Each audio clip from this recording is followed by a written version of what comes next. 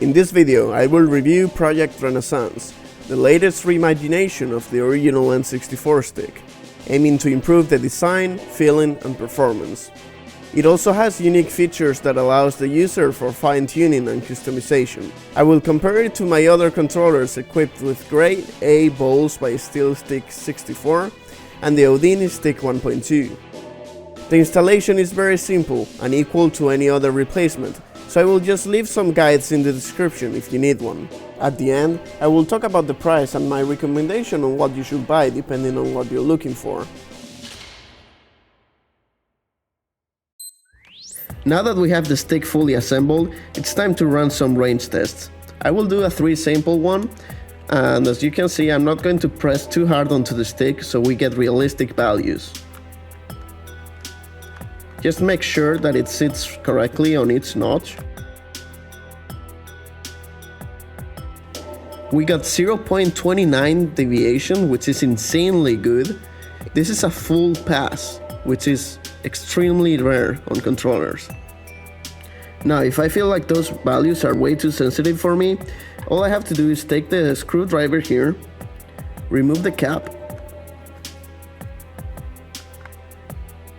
hold it here so it doesn't fall apart. Be careful with this rubber circle here because it might come off sometimes. Right now it's staying there, so that's good. And then just take the Allen key that it's included, slide it here in the middle, and you will feel when you reach the bottom, and just twist it to the right or left. Right is more sensitive and left is less, so I'm going to go left right now and do a quick test. As you can see, I went from 87 up to 85, same for 87 down to 85, left 85 and right 87. That's wow, with a quick adjustment like that, I pretty much got perfect values, so I'm gonna leave it like that. It's that simple.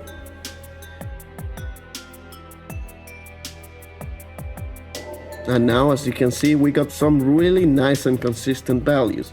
Another adjustment you can do with Project Renaissance is in the gate itself. Other than the nib on the steel stick to change the sensitivity, you can adjust the angles on the gate for the notches, in case they are not aligned properly or you wanted to change them. To do so, all you have to do is open up your controller again,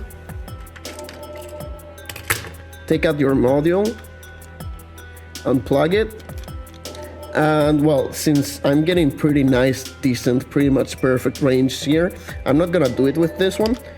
I have this one right here with a clear gate that I will use for the demonstration. Loosen this a little bit, and now you will see that there's a gap here. Maybe it's hard to see with the camera, but you can notice that there's a gap here. Now I can shift this up or down, which translates to left and right, and then when I get the right position, or whenever I feel like it's the right position, I push it and hold it like so, and then all I have to do is tighten the screw again.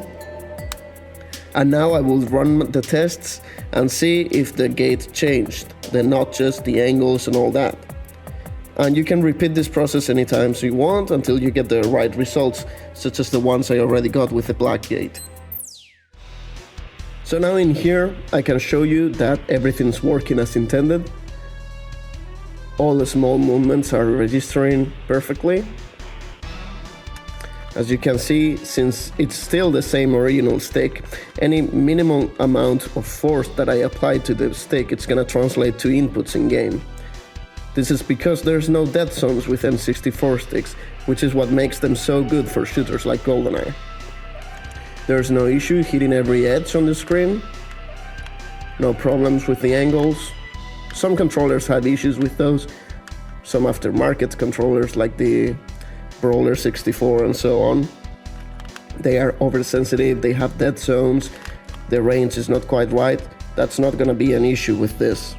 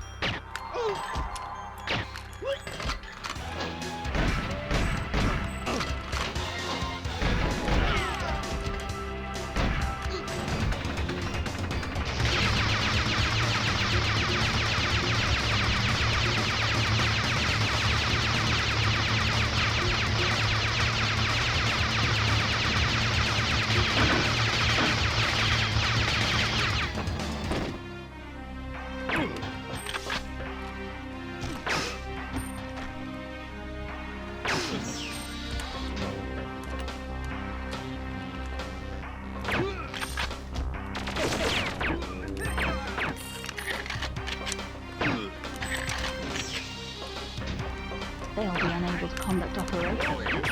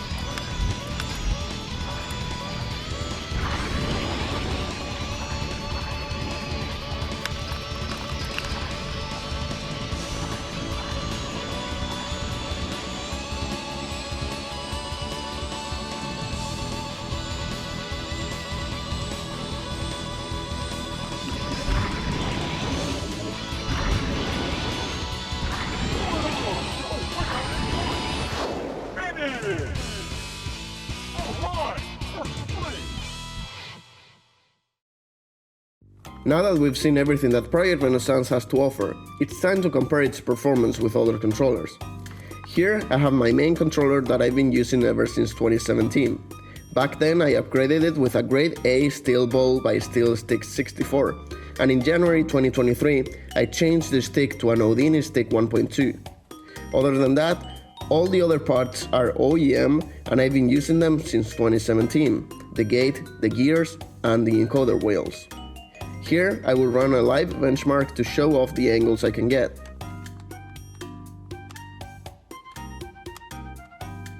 I've got some really nice results with this controller, especially considering that I've been using the exact same parts ever since 2017 except for the stick.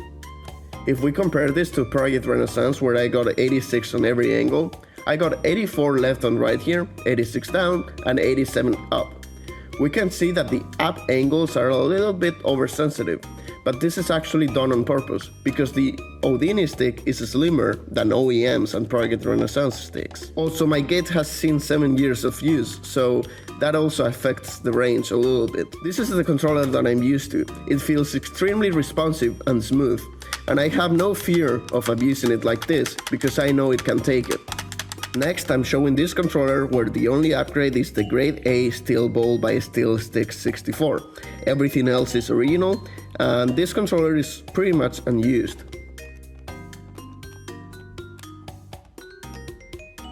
Got some really nice results.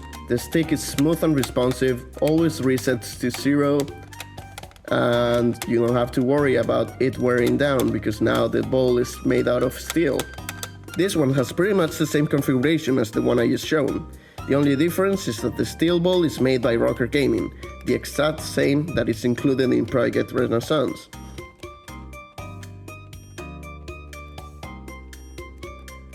Once again, no surprises here. The stick feels smooth and responsive, and I will say that it's the same as the grade A ball by Steel Stick 64, which is a great feat. Here I have a fully original N64 controller. Nothing here has been replaced and it's in great condition.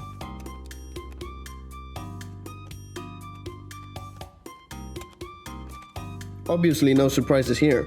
This is the baseline and how you would expect an original N64 controller to perform as long as it's in good condition. This is the perfect controller to use as a base for replacements like the steel ball. Because if you don't replace this one, after hours and hours of gameplay, it will end up like this, which is what N64 controllers are infamous for. Just the steel ball is pretty much the only upgrade you need to ensure that this controller stays in shape for many hours of use, just like my main controller that I've been using since 2017. With proper care and maintenance, you can make one of these controllers stay in this shape for visually forever. And finally, this is the last controller that I will demonstrate. This one has had all the internals replaced with kit bent parts. That means the stick, the ball, and the gears are all new. However, this will never bring your controller to the shape of a good one like this, as we can see right now with the live benchmark.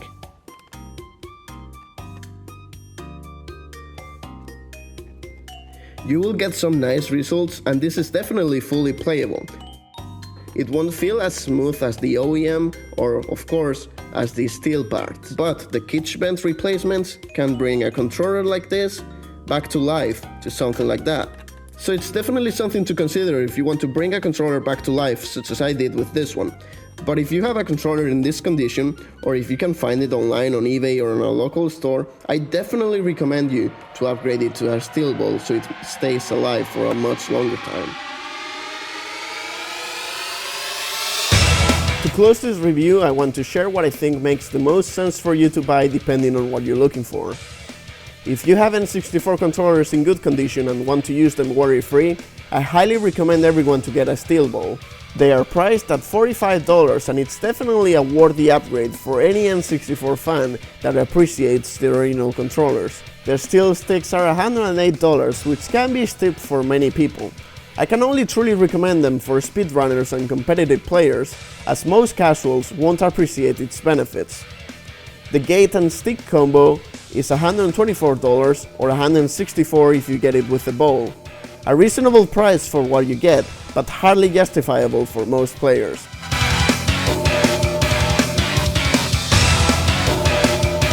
All in all, I can 100% recommend RockerGaming as a high-quality provider of N64 replacement parts, and you won't regret the upgrade. They also sell other N64 related stuff on their shop, so be sure to check it out. Finally, I want to send a big thank you to RockerGaming for providing me with these parts and trusting me with the review. We had great communication since the start of the project, and it has been very exciting to see the progress. And this is only the beginning.